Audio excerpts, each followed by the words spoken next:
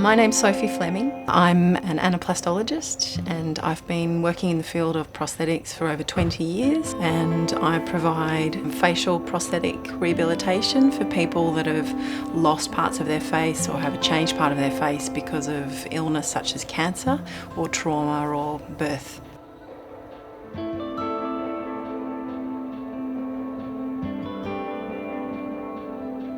We focus on outside the mouth, so we're working on very aesthetically matched facial prostheses. The prostheses in this area are noses, eyes, we often do ears, fingers, toes, scar divots, and we may include things like eyelashes and eyebrows and all the freckles and irregularities that you might see in the skin. There are a number of different ways that a prosthesis can be held on. They're not permanent attachments, so they are taken on and off every day. And the three types are spectacle retained, which is a very old-fashioned method, but it's still being utilised for any number of purposes because it's a person that's not very dexterous or it needs to be taken on and off very quickly. It's a simple and still well-used method. Adhesive retained prostheses is the other very common method, and that's where some medical adhesive is used to actually glue that prosthesis to the skin, which sounds a little bit strange, but is still really functional for people. The other method, which is considered the ideal method, but isn't available for all people because of financial reasons or because their bone quality may not be suitable, is to have bone-anchored implants. So that's when some implants are placed into the bone and the prostheses can just be a snap-on, snap-off type prostheses. It's a really easy way for that person to wear a prosthesis and is used really commonly throughout the world. So are you ready for your new nose manufacture? Yeah, looking forward to it actually. Okay, I'll just take these off and have a look how it's going.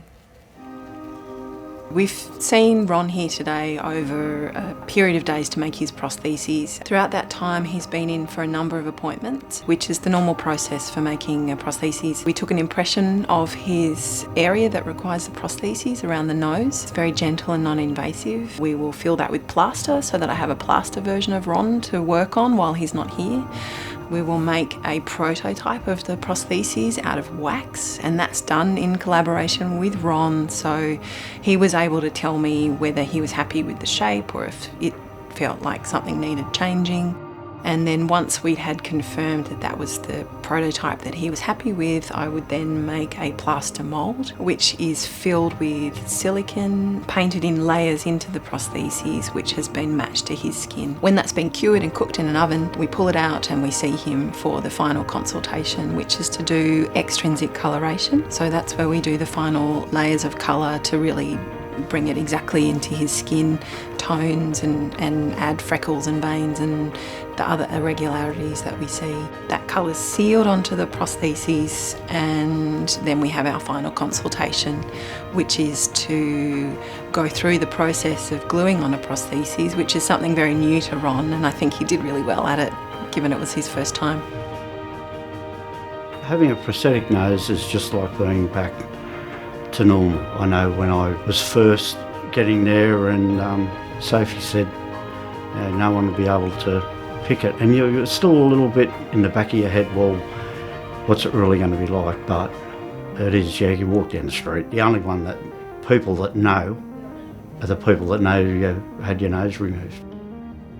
Sadly, we're really limited with access to facial prosthetic services, and this is mainly because of the lack of funding for these type of services and facilities within Australia. There might be one per state that is available for people to access.